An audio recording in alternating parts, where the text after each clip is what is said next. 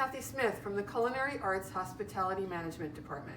Today, Dionisio Esperas and I are meeting at the Refarmery, a local farm, to gather fresh seasonal produce for today's recipe. During this field trip, we practiced proper social distancing and mask wearing according to the CDC guidelines throughout our production. We hope you enjoy this recipe.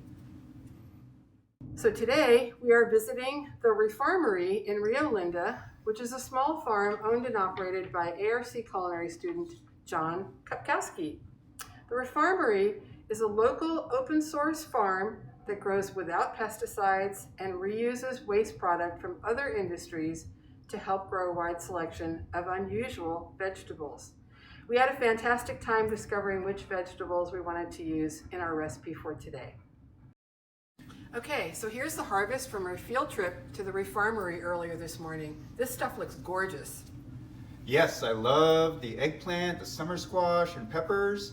And when I see those beautiful vegetables, I think of ratatouille. That sounds great. Let's get everything set up and you can show us how to make grilled ratatouille. Hello everybody, my name is Dionisio Esperas. Everyone likes to call me Dio. And I am an instructional assistant at the Oak Cafe here at American River College. Today we are going to make a wonderful Provençal ratatouille. Now that is a dish and it's not a rat, but it's been made famous by the Disney movie. So we are going to use some beautiful vegetables that we harvested at the Refarmery, a farm in Rio Linda that is owned and run by Jonathan, a former student of American River College. And today I'm going to show you how to make a version of ratatouille, which will be a grilled ratatouille. So we're going to change it up a little bit, utilizing these beautiful vegetables that we just harvested this morning. So what I'm going to do first is wash my hands and we'll get right to work. Okay, we are ready to cook our wonderful grilled ratatouille. We have a beautiful Anina eggplant, some summer squash here, this very beautiful purple red bell pepper. It's a red purple bell pepper. Yeah. And some tomato. We're also going to be adding in some beautiful basil and some beautiful thyme at the end. And we're also going to add a little bit of garlic, because everything's good with garlic. Oh yeah. So to prepare the vegetables, you want to go ahead and slice the vegetables about ½ inch thick or so. And this beautiful eggplant, look how gorgeous this is. So white. Incredible. Look how white that is. And with the summer squash, what I do is I try not to cut it too small, because it's easier to grill when the pieces are a little bigger and they tend not to fall through the grill slats. Like that. And then later we're going to cut everything a little bit smaller. Now with the bell pepper, you can just leave it whole. And with our tomatoes, what I'm going to do is just cut off the ends. And then we're going to dress everything with some olive oil and then grill them on our grill. So we've preheated the grill. How do I know if my grill's ready? Usually with most grills they have a thermometer on the lid, but the ones I have at home don't. So what I do is I hold my hand about 5 inches above the grill slats and I count to about 5 or 6. 1, 2, 3, 4, 5. And once it gets too hot, after 5 seconds, I know that the grill is ready. Next, I'm going to season our vegetables with a bit of salt and fresh ground pepper, and they're going to go directly onto the grill. Now it's important to have your grill nice and clean, because any bit of that residual food that is stuck on the grill will get onto your food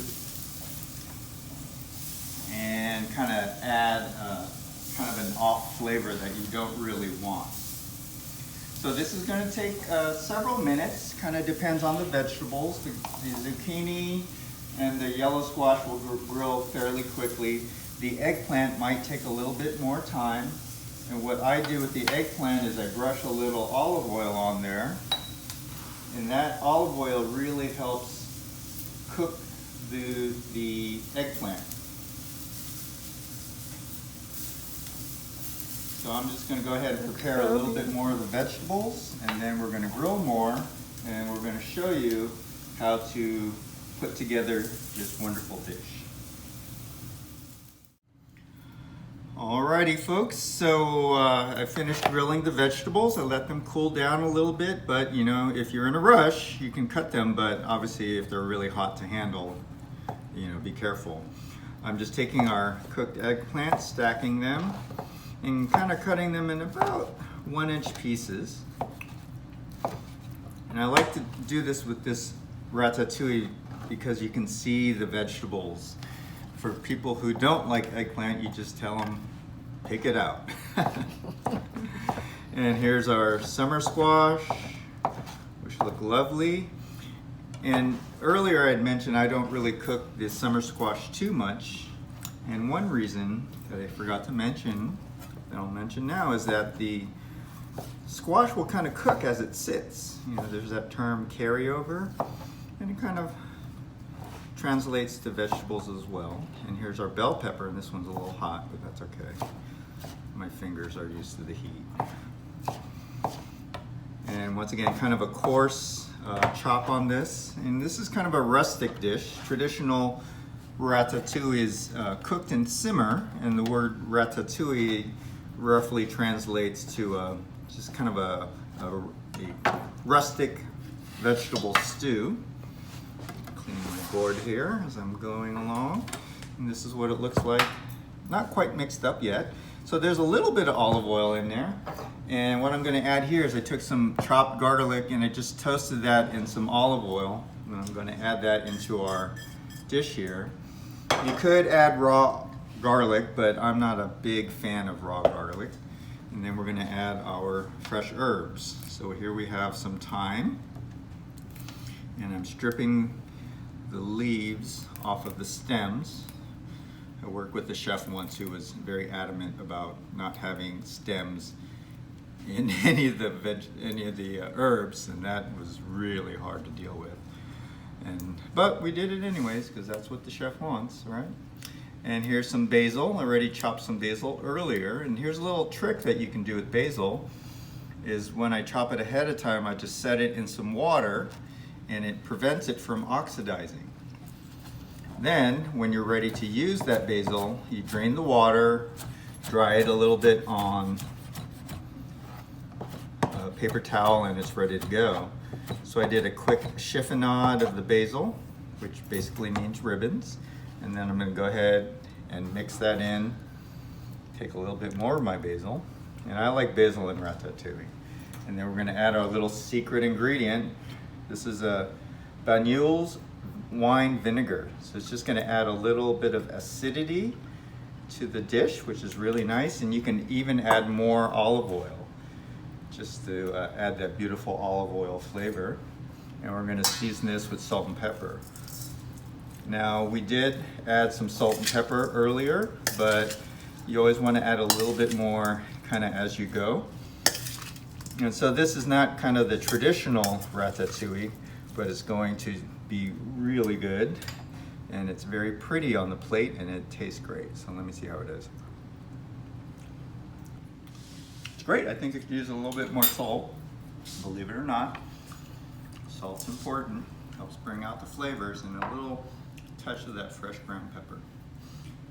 So you can serve this warm, room temperature, slightly cold. So this is a dish that you can make ahead and just have it sitting on the counter, and when you're serving it with your grilled steak or fish or anything like that, all you have to do is take it out, serve it, and your dinner's ready. There you are. Bon appetit.